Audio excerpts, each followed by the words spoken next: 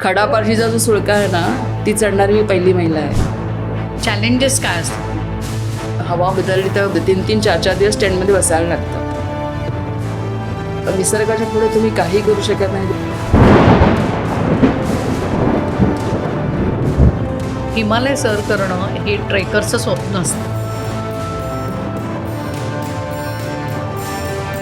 नायलॉनची दोरी तुटली आणि कशी बशी मी वाचले, नाहीतर काही तुकडा पण सापडला नसता. अचानक हा तुम्ही समाजसेवाकडे वळला. नॉर्थ ईस्ट अशांत ठेवायचा अशी स्ट्रॅटेजी आहे. काय अनुभव होता नागालँडमध्ये राहण्याचा? नागा लोक एकदम कडवे असतात, म्हणजे त्यांनी तुम्हाला ॲक्सेप्ट करत तुम्हाला डोक्यावर घेतील, नाही तर मग डोकं छाटून देतील. तुम्ही तिथे राहताय, त्या मुलांना त्यांच्या शिकवताय. मुलं खरंच तिकडची म्हणजे शिकण्यामध्ये एवढी इच्छुक आहेत का? जम्मूमध्ये खूप वाईट परिस्थिती, म्हणजे 1 किलो साखर पण देऊन लोक कन्वर्ट होतात. आमच्याकडे 2च पर्याय होते, मरायचं किंवा धर्मांतरण करायचं. नमस्कार, आमच्या नॉलेज कट्ट्यावरती तुमच्या सगळ्यांचं पुन्हा एकदा मनपूर्वक स्वागत. आमच्या कट्ट्यावरती आपण नेहमीच विविध पाहुण्यांना भेटत असतो. आजही आमच्या कट्ट्यावरती एक अशीच विशेष व्यक्ती आलेली आहे आणि त्या आहेत ज्योती शेट्टे मॅडम. ज्योती मॅडमचा प्रवास म्हणजे हिमालयासारखा आहे. गिर्यारोहक तर त्या आहेतच, त्याशिवाय गड किल्ले संवर्धन म्हणा किंवा गड किल्ल्यांवरची भ्रमंती हा त्यांचा आवडता विषय. पण हे सगळं एकीकडे करत असतानाच दुसरीकडे आता मात्र त्यांना वेध लागलेत ते समाजसेवेचे. आणि याच वेडातून त्यांनी थेट गाठलंय नागालँड, जम्मू काश्मीर, अंदमान ते ईशान्येकडची राज्य. तेथील मुलींना समाजाच्या प्रमुख प्रवाहात आणण्यासाठी, त्यांना शिक्षण देण्यासाठी त्या खूप मोठं कार्य करत आहेत. आज आमच्या स्टुडिओमध्ये खास त्या वेळ काढून आल्या आहेत आणि आज त्यांच्या ह्याच सगळ्या प्रवासाबद्दल आपण त्यांच्याशी चर्चा करणार आहोत. नमस्कार मॅम, आमच्या कार्यक्रमात तुमचं खूप खूप स्वागत. मला ना एक खूप असं उत्सुकता लागली आहे. तुमच्या नावापुढे भटकंती असं खूप जण प्रेमाने लावतात. काय आहे यामागचं, म्हणजे काय रहस्य, काय गूढ काय आहे यामागचं? ते गोडबीड काय नाही, माझी भटकंतीच चालते कायमच त्याच्यामुळे. आणि त्या भटकंतीतून बरंच काय झालं असं आहे. तर त्याच्यामुळे म्हणजे बेसिकली लहानपणापासूनच फिरायची आवड, वाचनाची आवड, 2 गोष्टी खूप वेळ आहेत. तर आणि मग सगळे लोक भेटत गेले असे. मग युथ हॉस्टेलशी संबंध आला. युथ हॉस्टेलमध्ये 5 वर्ष मनालीमध्ये मी आधी त्यांचे जेवढे ट्रेक आहेत तेवढे सगळे केले, जे राहिले ते नंतर केले. त्यातून मी नॉर्थ ईस्टला पोचले आणि मग युथ हॉस्टेलबरोबर केले. नंतर मग मी संगीताचं करत होते ना, त्याच्यामुळे परीक्षा आली विशाराची, मग तेच थांबलं माझं सगळं. मग ते विशारद झाल्यानंतर मात्र घरची जबाबदारी आली. आणखीन मग मी त्यातच होते 12 वर्ष. सर्व्हिस पण सोडली मी 2001मध्ये. आणि मग 2008पर्यंत 7पर्यंत मी काहीच करत नव्हतं, हेच सगळं होतं. नंतर 2008पासून मी माझं राहिलेलं सगळं, म्हणजे आई बाबा दोघंही गेले. मग हे राहिलेलं माझे सगळं पूर्ण करायला लागलं. संगीतावरती माझा फोकस होता, पण ते नाही झालं. संगीताचं विशेष म्हणजे आपले श्री रविशंकर आहेत ना, त्यांचा जो प्रोग्राम होता ना 1200 सतारी, आम्ही दिल्लीमध्ये नॉयडात प्रोग्राम, नाद ब्रह्म, राईट, त्याच्यात मी होते. हा म्हणजे लकी आहे मी, असं चांगल्या ठिकाणी पोहोचते म्हणायचं असं.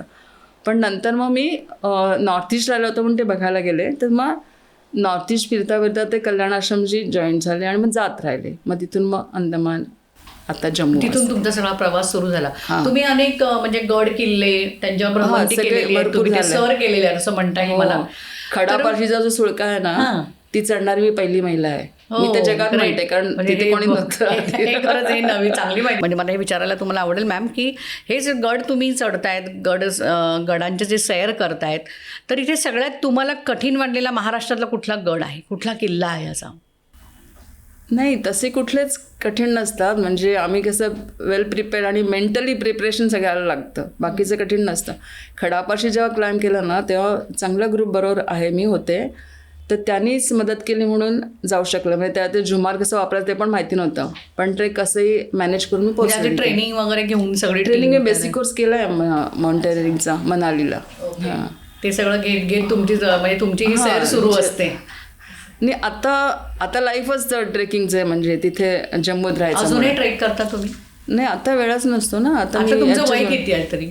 माझं ना 66. तरी पण म्हणजे अजून तुम्ही खूप ऍक्टिव्ह आहात. हां, नाही, ते या ॲक्टिव्हिटीमुळेच राहिलं असं आहे. आणि मला वाटतं राहते कायम तिकडे म्हणून. आता इथे मुंबईत सगळं असं हे होतं काय की आता लोकांचे विषयच बदलतात ना, भेटलं कार्ड जसं BP किती, जे शुगर किती असं वगैरे, हे सगळे माझ्या बाबतीत येत नाही. म्हणजे असे सरकारी नोकरी तुम्ही सोडलीत 2001मध्ये ओके. ते तुम्ही तुमच्या कौटुंबिक कारणामुळे सोडायची होतीच मला, पण हे आलं आणि स्पेशल VRS आली म्हणून सोडलं. म्हणजे पूर्ण 17 वर्ष आली आणि VRS मिळालं आणि त्याच्याच जीवावर आता मी फिरते आणि म्हणून मी फ्रीमध्ये काम करू शकते मी, कारण काहीतरी अर्निंग सोर्स आहे ना तेवढा. गरजा कमी असल्यामुळे आहे ते भागतं सगळं, डोनेट पण करू शकते. पण असं आहे, ती सर्व्हिस सोडायचीच होती, पूर्ण करायचीच नव्हती. तुम्ही हिमालय पण सर केलाय. हिमालयात 2 एक्सपिडिशन केलेत. हिमालयाचे युथ हॉस्टेलचे सगळे बहुतेक ट्रेक केले, पूर्ण सगळे, निलगिरी वगैरे. आणि मनालीमध्ये मे महिन्यामध्ये ट्रेकिंग प्रोग्राम असतो, त्या प्रोग्रामची सुरुवातीला कॅम्प लीडर होते, नंतर मग मी मुलांच्या प्रोग्रामची डायरेक्टर होती असे. हिमालय सर करणं हे ट्रेकरचं स्वप्न असतं. हिमालय सर केलं असं नाही म्हणता येत, की हिमालय कोणीच सर करू शकत नाही. आणि इतकं मोठं आहे की सगळं पादाक्रांत पण होऊ शकत नाही.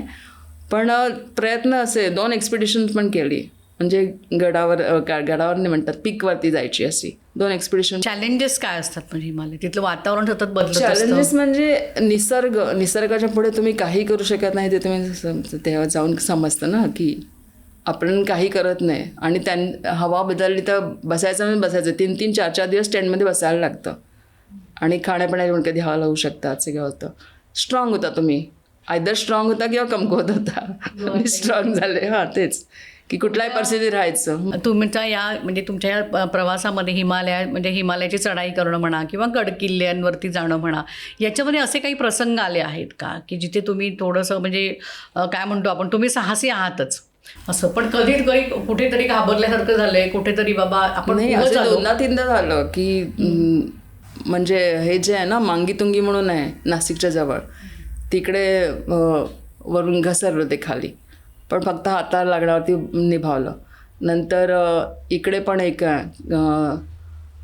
कर्जत जवळ आहे, तिथे तर आम्ही सुरुवातीला एवढे वेल इक्विप नसायचे, नायलॉनच्या दोरीवरती गेले. आणि मी आहे म्हणून आम्ही खूप प्रॅक्टिस करायचं, तर ते नायलॉनची दोरी तुटली आणि कशी बशी मी वाचले, नाहीतर काही तुकडा पण सापडला नसता, असं आहे झालं. आणि मला मोठा ॲक्सिडेंट झाला सायकलिंगला, रस्त्यावरती झाला. तिथे काय झालं नाही, सायकलने आम्ही मुली ह्याला चाललो होतो, पण करता बँगलोरला चाललो होतो. 13 मुली होतो आम्ही आणि कोल्हापूरपर्यंत गेले आणि येताना मी ॲम्ब्युलन्सने आले, अशी ऑनलाईन आहे. मी पूर्ण नाही करू शकले कारण मला मोठा ॲक्सिडेंट झाला, हे पाय खूप फ्रॅक्चर वगैरे सगळ्याचं आलं. 5 ऑपरेशन झाली, नंतर तिथून मी ॲम्ब्युलन्सने आले. मग BBT हॉस्पिटल चांगलं आहे ना, त्याच्यामुळे तिथे झाले, मी बरी झाले. 1 महिन्यात स्ट्रॉंग असल्यामुळे 3 महिने होते म्हणजे पूर्ण प्लास्टरमध्ये, नंतर 1 महिन्यात. म्हणजे एकीकडे तुमचा हा गडकिल्ले, त्याच्यामुळेच मी युथ हॉस्टेलच्या कॅम्पिंग म्हणजे याला गेले, कारण मग नंतर क्लाइम्बिंग वगैरे थोडं हे झालं ना की पायाचं खूप आहे. त्यानंतर पण एक एक्सपिडिशन केलं मी, पायात रॉड घेऊन मी कारगिलचा ट्रेक पण केला. म्हणजे काश्मीरमध्ये गेलो होतो आम्ही, पण कारगिलवरून परत यायला लागलं, त्यावेळेला पण हेच चालू झालेलं म्हणून युद्ध. म्हणजे एकीकडे तुमचं हे सगळं साहसी, तुमचे कामं सुरू असताना अचानक तुम्ही समाजसेवाकडे वळलात. नाही असं नाही, ते थोडंसं कुठेतरी जीन्समध्ये असतंच ना, आवड असतं. म्हणजे कॉलेजला असताना मी ब्लाइंड मैत्रीण होती एक, तिच्यासाठी वाचायची. माझं सायन्स असल्यामुळे आमची परीक्षा लवकर करायची, मग ती BA करत होती ना, तर सायकॉलॉजी हे करत होती. असं थोडं होतंच म्हणजे. आणि मग हे आता मी अपघाताने त्या कल्याणाश्रममध्ये आले आणि मग चालू केलं, कारण मी असं एकटी जाऊन काही कुठे करू शकत नाही, असं आहे ना. आता यांच्याबरोबर चांगलं म्हणजे एका ग्रुप बरोबर तुम्ही जॉईन झाला, जॉईन झाले म्हणजे त्याने सगळं चांगलं चालले असं. कारण जम्मूमध्ये आम्ही 2 जण असतो, एक ऋषिकेश दिवेकर म्हणून आहेत, तर ते 6 वर्ष काम करत आहेत, मी 22पासून गेले. तर मग ते गावामध्ये जातात सगळे, मग ते बघतात आणि मग ते गावातले टीचर्स आमचे जास्त याच्या कॉन्टॅक्टमध्ये आहेत, तर मग ते घर वगैरे बघतात आणि त्या घरामध्ये मी आरामात राहू शकते. असं म्हणजे लोकांना प्रश्न पडतो ना, इथे तर आपण असं शेजारच्या घरात पण राहणार नाही रात्री, तर मग पण ते लोक इतके चांगले असतात, म्हणजे अतिथी देवो भव हे आता तिथेच राहिले फक्त. हे आता तुम्ही जम्मू काश्मीरबद्दल सांगतात, तुमची सुरुवात ईशान्येकडच्या राज्यांकडनं. ईशान्येकडच्या राज्यामध्ये तिथे आमचे हॉस्टेल्स वगैरे आहेत, तर त्याच्यामुळे मी हॉस्टेलमध्ये राहायचं, कोणाच्या असं राहायचं प्रश्न नव्हता. आणि तिकडे तेव्हा दहशतवाद कमी होत गेला, आता मी जेव्हा गेले तेव्हा. असं आहे. नागालँड, मणिपूरला दहशतवाद नाही झाला की त्यांचं आंदोलन झालं, बाहेरची लोकं आलेत त्यांना घालून टाकायचं असं. मग मी एका गावात त्यावेळेला काम करत होते. 4 का 8 दिवस मी तिथेच राहिले. मग एक दिवशी सकाळी पहाटे मला गाडीत घातलं आणि इम्फाळला आणलं असं आलं. आणि मग इम्फाळमध्ये मी काय हाऊस अरेस्ट म्हणतात ना तसं होते. बाहेर चेहरा पण दाखवायचा नाही. खिडकीवरती गोळी आली होती. म्हणजे मी नव्हते त्यावेळेला, खेड्यात होते ते वाचवले असं. पण काय झालं नाही. नागालँडमध्ये बरेच वेळा म्हणजे जातीयवाद आहे, तिथे धर्मावर्ण वाद होतात, बरेच तिथे म्हणजे संघर्ष होत असतात. त्याचा परिणाम काय होतो? हे सगळे जास्त आहे ना, हे लोक चालू ठेवतात. कोण चर्चेस कंट्रोल करते हे सगळं. त्यांच्याकडे फंडिंग येतं सगळीकडून ना, त्याच्यामुळे म्हणजे नॉर्थ ईस्ट अशांत ठेवायचं अशी स्ट्रॅटेजी आहे. तिथे आता खनिजं जी सगळी आहे असं म्हणतात ती सगळी आता पण तिथेच राहिलेत. भारतात आहेत आणि भारतातले त्या तिथे आहेत. त्याच्यामुळे हे बाहेरचे लोक सगळे असं करतात. आणि अरुणाचलला लागून चायना वगैरे आहे ना. मी फर्स्ट टाइम गेले तेव्हा मला सांगितलं होतं मिझोरमला जायचं नाही, नागालँडला जायचं नाही. म्हणजे पण मी नागालँडलाच मला पाठवलं आणि मी तिथेच राहिली. मग काय अनुभव होता नागालँडमध्ये राहण्याचा तुमचा? म्हणजे तिथल्या महिलांना एकत्र आणणं. हॉस्टेल आमचं ना, शाळा आहे तिथे आमची, कल्याण आश्रमची. शाळेमध्ये शिकवत होते. सायन्स टीचर नव्हता म्हणून मी टीचर बनली असं आलं. तिथपासून मग मी शिकवते. पण काय अनुभव होता त्यांच्याबरोबर? तिकडे सांगते ना की बेसिकचाच सगळीकडे प्रॉब्लेम. तरी आमची शाळा चांगली आहे. म्हणजे ह्या लोकांचं खूप तिथले आता तिथे एक इकडचे आहेत, नेपाळचे एक टीचर आहेत आणि एक मणिपूरचे. आणखीन तिथली एक जी स्वतः लेडी आहे, नागा लेडी ती, तर ते लोक शाळा चालवतात. खूप म्हणजे डिवोशन शिवाय काहीच होणार नाही इथे. असे डिवोशन पाहिजे पूर्ण. आणि निराश व्हायचं नाही, कारण रोजच निराश व्हायची पाळी येते. चॅलेंजेस आहेत. चॅलेंजेस आहेत ते काय म्हणजे नक्की चॅलेंजेस काय तिथे? हां, तेच त्या मुलांना हे कळत पण नाही ना. असं आहे, पेरेंट्समध्ये काहीच अवेअरनेस नाही, शिक्षणातच नाही. हां, नागालँडमध्ये तर आईवडिलांना माहिती पण नसतं आपलं पोरगं कोणत्या वर्गात आहे असं, कारण भरपूर मुलं असतात. आणि मग असं आहे. आणि मग त्यांना तेच पहिले शिका, मग पुढे काहीतरी. ते पण आता असं आहे ना की आपण त्यांना शिकायला सांगून जर आपल्याकडे काय पुढे काय सांगता येईल असं नसतंच. असं आहे. ओके. नागालँड किती सुरक्षित आहे महिलांसाठी म्हणा? नागालँड मी गेले तेव्हा सुरक्षित झालं होतं. त्याच्या आधी खूपच डिस्टर्ब होतं. आणि म्हणजे खूप स्टोरीज सगळ्या अशा ऐकल्यात की कसं ते स्थानिक लोकांना हे करतात ना, उद्युक्त करतात. पैसा आणि गरिबी आहे ना तिथे. त्याच्यामुळे काय की पैसा देऊन कोणी काही करून घेऊ शकतं असे. खूपच हे झालं आहे. म्हणजे धर्मांतरण वगैरे 98% झालेत ना ते लोक. म्हणजे 1 किलो साखर पण देऊन लोक कन्वर्ट होतात. किंवा एक गाव बुडा जो असतो ना, त्याला 10,000 दिले का पूर्ण गाव त्यांच्या ताब्यात येतं असं आहे. आणि विकास त्यांना काय माहितीच नाही ना. विकास वगैरे नाही. म्हणजे नागालँडमध्ये आजही अशीच परिस्थिती आहे? आता कमी झालं आहे, सुधारले आता म्हणजे खूप मुलं, म्हणजे मणिपूर वगैरे सगळीकडची माहीत ना, मणिपूरची सगळी मुलं बाहेर शिकतात, कारण मणिपूर कायमच अशांत असतं. त्याच्यामुळे मग ते शिकलेली मुलं बाहेर शिकून वगैरे आलेली बाहेर, त्यांना अजून चान्सेस आहेत. असं आता सरकारचे पण काही हे असतात. पण परत मणिपूर डिस्टर्ब झालं म्हणून मी ते माझं दुसरं पुस्तक आणलं. कारण पहिल्यावेळेला मी जे गेले तेव्हा नुसती फिरायला गेले होते मणिपूर. आणि तेव्हा मी जे काय अनुभवलं ना ते सगळं मी त्यात लिहिलेलं. आणि अजून तसंच आहे 10 वर्ष आल्यानंतरसुद्धा. पहिल्यापासून 16मध्ये झालं होतं आणि आता ह्या वर्षी जुलैमध्ये आलं ते. तर ते तसंच आहे. आणि लोकांचं काहीच नसतं, बाकीच्या शक्तीच सगळ्या हे राजकीय सगळं. तिथे रेल्वे किती वर्ष काम चालू आहे, होऊच देत नाही. मणिपूर म्हणजे बंदीपूर, कधीही कोणी डिक्लेअर करतं बंद की बंद असं आहे. ज्यावेळी मणिपूरमध्ये म्हणजे जातीयवाद होतो, संघर्ष होतो, किंवा त्यांच्या तिथे 2 जातीयवाद नाही आहे तर म्हणताय ते मैती समाज आणि नागा कुकीज. नागा लोक एकदम कडवे असतात. म्हणजे त्यांनी तुम्हाला ऍक्सेप्ट करतात, तुम्हाला डोक्यावर घेतील, नाही तर मग डोकं छाटून टाकतील, अशी परिस्थिती. तुमचं कधी त्यांच्याबरोबर माझ्याबद्दल चांगले संबंध आले नाही आमच्यावर. मुलं म्हणजे आता बदललंय ना. राग कोणाबद्दल आहे नक्की? म्हणजे त्यांच्या आपसामध्ये असुरक्षतेची भावनेतून हे सगळं येतं. नागालँडवरती कधीच म्हणून त्यांना सेपरेट व्हायचंय, म्हणून तिथे त्या टोळ्या स्वतंत्र राज्य पाहिजे त्यांना. म्हणून त्यांच्या ज्या भाषा वेगळ्या वेगळ्या असतात ना, तर त्या अशा वाटते की माझी भाषा तुम्हाला कळतं का म्हणे, तुम्हाला माझी नाही. त्यांचं फक्त अन्न स्टेपल फूड आहे, अन्न जे होतं म्हणून तेच फक्त कॉमन, बाकी सगळं असं कळून नाही म्हणून असं आहे. आणि त्यांनी स्वतःला स्वतंत्र ठेवलं. अहोम जे आहे ना आसाममध्ये आले, ते नागांचा पराभव करून मग पुढे आले असं आहे. आणि मग अहोमनी बरेच वर्ष आसाममध्ये राज्य केलं. आणि आता तिथे तर वेगळा प्रश्न मुस्लिम वाढलेले आहेत. ते तिथली लोक सांगतात की बॉर्डरवरची लोक आहेत ना, की एक माणूस आला तरी बांगलादेशमधून तो 40 माणसं निर्माण होतात. एक माणूस आला 4 बायकांशी लग्न करतात. हो, म्हणजे त्या नागा जमीन बायकांची घेतात. लग्न करतात. नागालँडमध्ये नाही हा प्रश्न, हा आसामच्या बॉर्डर आसामच्या. ओके, तिथल्या बायकांची लग्न. बायकांशी लग्न करतात आणि मग ते फॅमिली वाढत जाते ना त्यांची. असे गावच्या गावं बसतात आणि शिवाय त्यांना राजकीय सपोर्ट असल्यामुळे ते कधीच हे झालं नाही असं आहे. आणि ते आता हावी झालेत त्यांच्यावरती असं.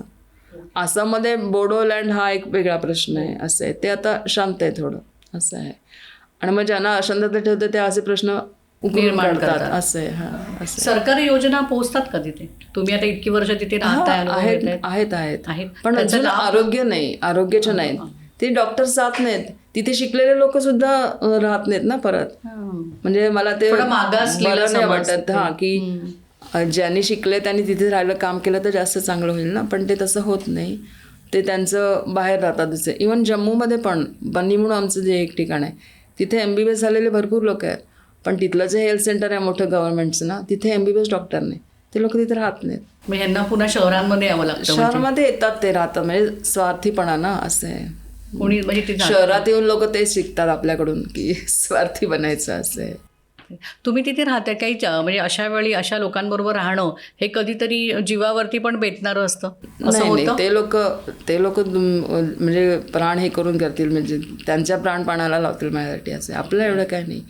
आता तुमची आता भाषा म्हणजे तिकडे गेल्यावरती हिंदीच बोलतात. नागालँडमध्ये हिंदी आणि इंग्लिश त्यांची भाषा आपल्याला पण नाही. मिशनरी वगैरेंचा प्रभाव आहे. हा, इंग्लिश लँग्वेज म्हणजे मीडियम इंग्लिश आहे ना, त्याच्यामुळे तिथे प्रभाव. त्यांच्या भाषा म्हणजे रोजचं बोलणं तर मला 1-2 शब्द येतील तेवढेच असं.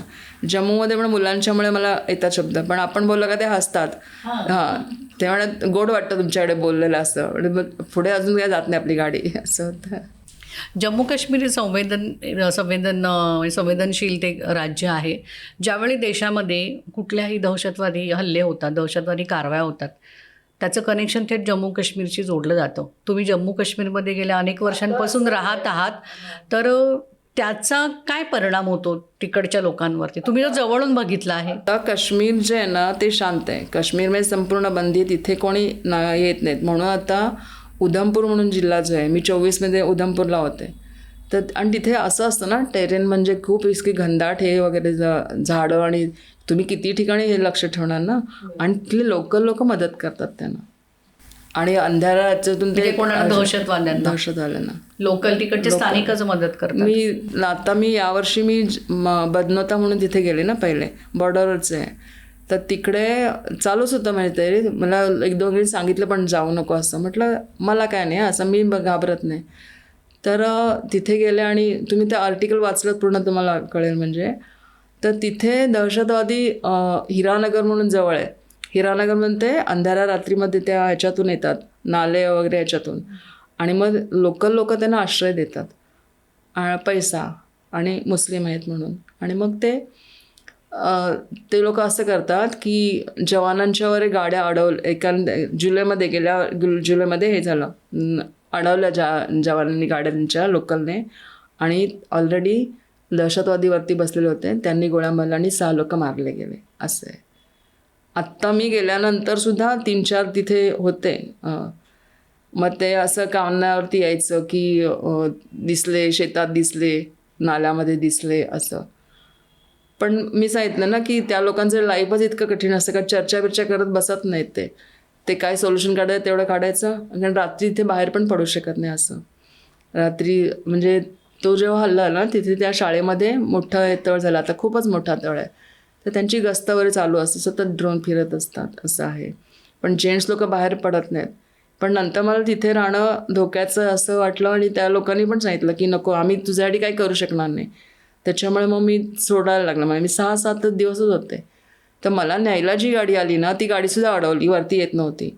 आणि त्या ज्या शिक्षकाच्या मदतीने आलं तो पण म्हणाला की मी आता बाहेर येणार नाही, कारण ते लोक मारू पण शकतात, म्हणजे ह्याच्यासाठी. जाऊ दिलं तिथून नाही. मग दुसऱ्या दिवशी सकाळी नाही, मग त्यांनी बोललं, ते तिथले लोक एकमेकांशी ओळखत ना, मग त्यांनी सांगितलं असं असं आले म्हणून. मग जाताना पण सकाळी परत गाडी अडवली होती. पण काय विचारतात म्हणजे गाडी अडवून काय विचारलं त्यांनी? हां, कुठून आलात वगैरे सगळं बरोबर आहे ना. ते प्रत्येकाशी हे घेणार ना, संशय घेणार. तिथले लोक म्हणजे हे सगळं ॲक्सेप्ट करून जगत राहतात असं आहे. की हो अच्छा, असं आहे की म्हणजे असं केव्हाही काही होऊ शकतं. हां, मी सांगितलं ना की आता मी ज्या गावात जाणं धमंडा म्हणून, तर त्या बायका इझिली सांगतात की माझा एक मुलगा या मुलगाने मारला वगैरे असं. इतक्या सहज खूपच बोलतात टोमने वाजवायचं असं सहज. मी तेच ॲक्सेप्टन्स त्यांचा असतो ना, म्हणजे म्हणजे त्या परिस्थितीशी त्या एक त्यांनी जुळवून हे घेतलेलं. केलं. हां, इव्हन परिस्थिती पण रोजची अशी असते ना, आपल्याकडे पाऊस पडला तर आपण हे करतो की असं आहे तसं आहे, पण ते कसं की हां हे असं आहे, मग त्यासाठी काय करू शकतो ते करायचं आणि जगत राहायचं, पुढे जायचं. असं आहे, शिकायला मिळालं मला. तुम्ही तिथे राहताय, तिथल्या मुलांना त्यांच्या शिकवतायत. मुलं खरंच तिकडची म्हणजे शिकण्यामध्ये एवढी इच्छुक आहेत का? कारण बराचसा तिकडचा जो मुलं टॅलेंटेड आहेत, पण त्यांना काही हेच नाही ना, अवकाशच मिळत नाही ना, कुठे स्पेसच नाही त्यांना. मग ते आतापर्यंत तुम्ही तुमच्या संस्थेने तुमच्या ह्याच्यातून बरीच मुलं तिथली आता जवळजवळ 40-45 मुलं आमच्या छात्रावर सगळ्या भारतभर आहेत ना, तिकडे जातात, शिकतात तिकडे. पण प्रॉब्लेम काय होतं की लहानपणी गेली तर ठीक आहे, नाही तर मोठेपण नेले तर त्यांचा बेस इतका कच्चा असतो की तिथे कोपअप होऊ शकत नाही, असं होतं. म्हणून मी ते बेसिकवरतीच काम करते मुलांच्यावर. आणि मी ॲक्टिव्हिटीज खूप करते, ड्रॉइंग हे ते सगळं. मग त्यांना आनंद म्हणजे इंटरेस्ट निर्माण होईल शिकण्यात. मग आणि एक कविता म्हणून पुण्याची आली होती, तिने शिकवलं आहे खूप गणिताचे खेळ वगैरे ते घेते सगळे, त्याच्यामुळे मग येतो आनंद. तिथल्या मुलांवरती या सगळ्या घटनांचा काही ना काहीतरी परिणाम होत असणार. मोठ्यांनी परिस्थिती पुढे हात टेकले असतील, पण जी नवीन जनरेशन आहे की जे येणारं जनरेशन आहे ते ह्याच्याकडे कसं बघतं? त्यांना एवढं हे नाही आहे, पण तरी म्हणजे आता हे 9-10चं झालं ना, तर त्या मुलांना हे कळलं होतं की पाकिस्तानचं पाणी बंद केलं भारताने. हां, एवढाच अवेअरनेस आहे असं.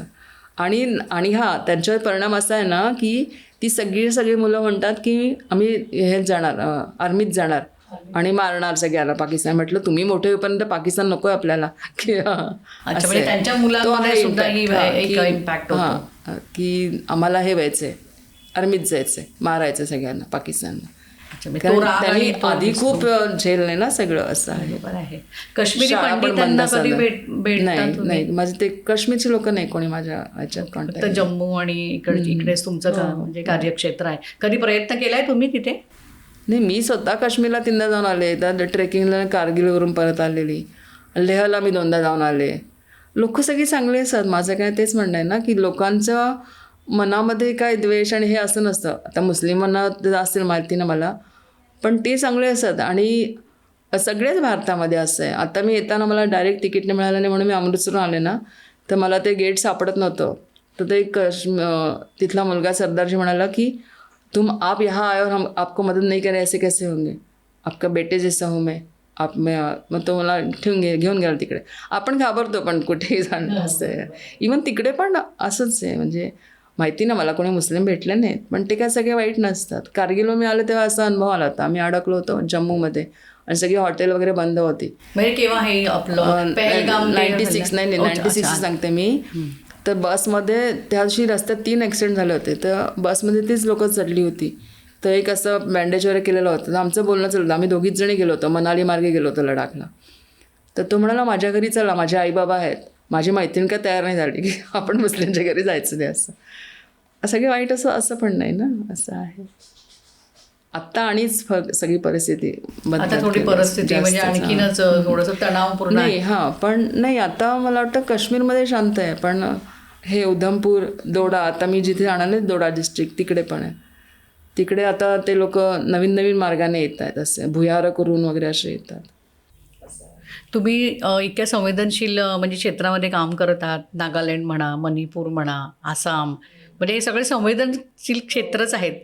पण ह्याच्यामध्ये काम करताना तुम्हाला तिकडच्या स्थानिक लोकांबरोबर आलेले अनुभव, तुम्ही सतत बरे वाईट असे, वाईट कमीच आहेत, बरेच चांगलेच अनुभव आहेत तुम्ही ज्या पद्धतीने सांगत आहात. तुम्हाला इथे असं ट्रेनिंग केलं जातं का खास करून की काही सुरक्षिततेचं? नाही, असं नाही. कल्याणाश्रमचं काम बरेच वर्ष चालू आहे तिकडे, 78-79 पासून. त्याच्यामुळे त्यांच्याबद्दल विश्वास आहे. म्हणजे आसाममध्ये मी पहिल्यांदा गेले तर एकटीच फिरत होते, तर हॉटेलमध्ये बसली होती आणि मला ते सापडत नव्हतं कुठून जायचं, कुठे जायचं वगैरे असं. आणि तिथल्या संघटन मंत्र्यांना फोन केला, मी पण गेलो नाही. ते 18 वर्ष राहिले, ते कुठे फिरत नाहीत. माझा आत्मा भटका, तर मी तर मग त्यांना विचारलं, त्या हॉटेलवाला म्हणाला कल्याणाश्रमचे आहात का असं. मग त्यांना कल्याणाश्रम माहिती आहे, तर त्यांनी त्यांच्या भावाच्या हॉटेलमध्ये मला बाईकने नेलं. मी पहिल्यांदाच हॉटेलमध्ये राहिली त्यावेळेला, पण इतकं सेफ आहे म्हणजे असं. आता आपलं बॅड लक असेल तर काही नाही असे. तुम्ही या स्पेशल मी जम्मू काश्मीरबद्दल विचारीन की जम्मू काश्मीरमध्ये म्हणजे मुली पूर्ण शिक्षण म्हणजे 10वी पर्यंत शिक्षण घेतात, पूर्ण नाही, आता करिअर करण्याचं 10-15 वर्ष खूप बदललंय. तिथे जॉब म्हणजे फक्त शिक्षिकेचा आणि काय असं आणि किंवा ऑफिसमध्ये. तिथे असं आहे की जेंट्स लोक उर्दू घेतात आणि बायका हिंदी शिकतात. उर्दू अशा अटी की उर्दू आल्याशिवाय गव्हर्नमेंट जॉब मिळत नाही. आता मुलींना मिळतं, म्हणजे शिक्षिकेचं तर मिळतं तसं आहे. म्हणजे हे नवोदय वगैरे पण आहे तिथे. हां आहे, प्रसाद झाले. पण असंच पण म्हणजे त्यांचं गायी आणि हेच सगळं जीवन आहे ना. मग ते लग्न झाल्यानंतर सगळं तेच करत असतात. म्हणजे शिक्षण घेतल्यानंतर शिक्षक पण 70-80 हजार पगारवाले आहेत ना. दोघं पण शिक्षक असले ना तरी सकाळी उठून ते शेतातच जातात. ते पाठीवरती घेऊन ते सगळं शेण वगैरे शेतात टाकायला, आणि ती सगळी कामं सगळे करत राहतात. तिकडच्या तरुण पिढीला काय वाटतं आत्ताच्या म्हणजे आत्ताचं इतर आपलं जेव्हा ते इतर राज्य बघत असतील, म्हणजे मुंबई, तुम्ही शेवटी मुंबई महाराष्ट्रातून गेलेले असतात, तुम्हाला काही प्रश्न विचारले जातात मुंबईबद्दल, महाराष्ट्राबद्दल? कारण सगळ्यांनाच आकर्षण असतं मुंबईला. आणि ते माझ्या बोलण्यातून कधी असेल तेवढंच असतं ना. शिवाय आता मोबाईलमुळे खूप क्रांतीच झालेली आहे ना. म्हणजे नको ते बघतात, पाहिजे ते बघत नाहीत म्हणजे तरी. पण म्हणजे तरी त्यांच्याकडे काही ॲम्बिशनच नाही ना. आत्ता गेल्या वेळेला मी गेले ना, ती एका घरातली 3 मुलं NDAत जाणार म्हणाली, 6वी 7वी 8वीत आहेत. हां, तर हे विशेष आहे ना. म्हणजे त्यांना माहिती पडलं. मग मला जे माहिती आहे मी त्यांना सांगते मोबाईलमध्ये बघा, कारण पेरेंट्सना पण काय माहिती नाही ना हे असं आहे. तिकडची मुलं पण आपल्या इकडच्या मुलांसारखी सोशल मीडियावरती असतात का? नाही, तिथे फोन फक्त काय रील बिल हे बघायलाच वापरतात. आता वापरतात. 5वीतला मुलगा माझा फोटो मागवला आणि त्याने मला एकदम छान यंग करून पाठवलं होतं. हां, म्हणजे मुलं तिकडची पण हुशार आहेत. हां, त्याचं ड्रॉइंग वगैरे चांगलं आहे, तर त्याने ते असं करून पाठवलं फोटो. जसं तुम्ही सांगताय की तुम्हाला या वेगवेगळ्या भागांमध्ये, वेगवेगळ्या क्षेत्रांमध्ये खूप चांगली लोकं भेटली आहेत. त्यांनी म्हणजे अनेक वेळा तुमच्या जीवावर आलेले प्रसंगातून त्यांनी तुम्हाला अगदी सुरक्षित बाहेर काढलं आहे. ज्यावेळी आपण दुसरीकडे आपल्या महाराष्ट्रामध्ये ज्यावेळी भाषेवरनं वाद होतात, म्हणजे हिंदी आणि मराठी याच्यावरनं जेव्हा वाद होतात, त्यावेळी थोडासा दोन्ही याच्यामध्ये तणाव निर्माण होतो. त्याचे पडसाद तिथपर्यंत पोहोचतात? नाही, ह्या एवढ्या गोष्टी तिथपर्यंत जातच नाहीत. ते काय TV वगैरे बघत नाहीत जास्त. TV नाहीच आहेत जास्त. आणि तिकडे भाषेला किती महत्व असतं? स्थानिक भाषेला? भाषा नाही, त्यांची डोगरी भाषा आहे ना. आणि ती भाषा शिकावी लागली? नाही, मला समजते, बोलता नाही. बोलण्याचं माध्यम हिंदी. मग त्या बायकांना माझ्याशी खूप बोलायचं असतं, पण येत नाही. घरातल्या ज्या मोठ्या असतात ना, त्यांना उर्दू वगैरे जास्त येत असेल. नाही, त्यांची डोगरी भाषा. हा, पण आम्ही एकमेकांना समजून घेतो, असं हे नाही. भाषेविना पण माणसांना खूपच म्हणजे प्रत्येक ठिकाणी घर सोडताना आमचा खूप मोठा रडण्याचा प्रोग्राम चालू असतो. अरे वा. हां, असं असतं. म्हणजे आता तुम्ही परत आता किती दिवसांसाठी तुम्ही आलायत मग इकडे? आता मी 24ला जाणार. यावर मी खूप कमी दिवस आले, कारण तिथले नवोदयमध्ये 2 मुलांनी फॉर्म भरले, तर तू आल्याशिवाय अभ्यास करणार नाही आम्ही. तर म्हणून मी थंडीत जाऊन राहणार. मग त्यांनी मला सांगितलं ते बुखारी वगैरे लावतात, आणि मग बाजूच्या घरातल्यांनी पण सांगितलं त्याला लाकडं वगैरे आम्ही देऊ, पण तू ये, आम्ही तुझी काळजी घेऊ. असं करतातच सगळं. बेसिक इतकं छोट्या गोष्टींमध्ये सुद्धा किती आत्मीयता आहे.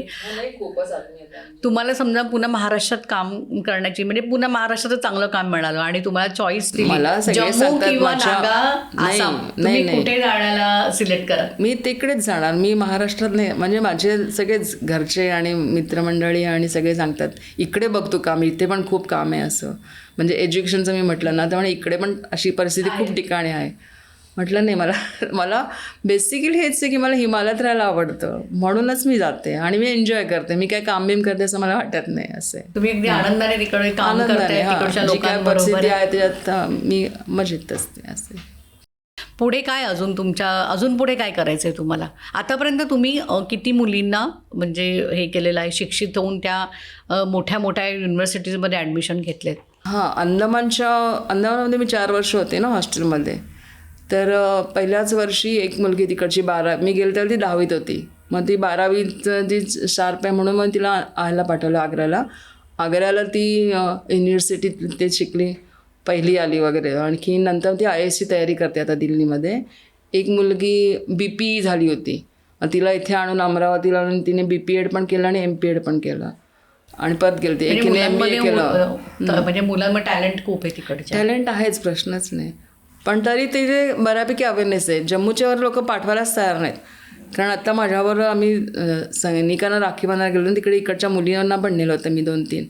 मग त्यांना ते असं खूप अट्रॅक्शन ना, आर्मी जायचं त्यांचं आहेच सगळ्यांचं असं, पण त्यांनी तिला पाठवलं नाही. त्याचं एक कारण म्हणजे ह्या मुली सगळ्या 5वीपासूनच खूप कामं करतात. मग त्यांना ते एक आपला हँड जाईल असं वाटतं. हेल्पिंग हँड आहे तो घरामध्ये, Helping hand कमावता जातो, तो हां. हात असतो. इवन 5वीतली मुली जेवण करतात, सांभाळतात भावंडांना, असं आहे. म्हणजे 5वीपासून घरातली 5वीपासून जबाबदारी मुली घेतात. आपल्याकडच्या लोकांना काही येत नाही ना. म्हणजे एक मुलगी संध्याकाळचे मी क्लासेस घ्यायचे, संस्कार केंद्रासारखं होतं. म्हणजे मी सगळं श्लोक हे ते सगळं तर येत का नाही ते म्हणाले मला जेवण करायचं असतं, असं जबाबदारी. आणि ते करतात, लहान भावंडांना सांभाळायचं असं. तुम्ही सैनिकांना पण भेटता, तिकडच्या जवानांना पण तुमचं कधी इंटरॅक्शन होतं? नाही, आत्ता म्हणजे आम्ही तिथे गेलोच होतो. आणि असे नागालँडच्या जास्त होतं. नागालँडचं छोटं आहे ना, आम्ही ज्या गावात होतं, तर ते आसाम रायफल म्हणून होते. मग ते नागालँडचे लोक, आसाम रायफलवाले आम्हाला खूप मदत करतात. म्हणजे त्यांनी 5-6 शाळा आहे ना तिकडे, असे एवढे कॉम्प्युटर्स दिले, जनरेटर दिला मोठा, नंतर ते सिलेंडर आम्हाला ते द्यायचे. आणि त्यांनी जेवायला वगैरे बोलवतं, खूपच सन्मान केला. तो मराठीच होता, म्हणजे तिथला मेजर्स होता. आणि आसाम रायफलचं वैशिष्ट्य असं की जेव्हा ट्रान्सफर होते ना, ते संपूर्ण युनिट शिफ्ट होतं मेजर सकट असं. तर त्यावेळेला त्यांची ट्रान्सफर होणार होती, असं झालं. तर तिथे गेली होती मी. जाता जाता मला एक शेवटचा प्रश्न आहे की जो म्हणजे सगळ्यांना त्याच्याबद्दलची उत्सुकता असते. ज्यावेळी नागालँड, मणिपूर, आसाम किंवा जम्मू म्हणा, इथे जेव्हा काही अशा गोष्टी होतात, जसं आपण दंगली उसळतात, जातीय संघर्ष होतात, 2 समाजांमध्ये संघर्ष होतात, त्यावेळी नागालँड धगधगतंय, मणिपूर धगधगतंय, हिंसाचार, असे जे त्याच्यासाठी विशेषणं जी वापरली जातात, खरंच तितकी दाहक परिस्थिती ती असते? सांगितलं ना की बेसिकली काही नसतं, हे सगळं वरवरूनच असतं.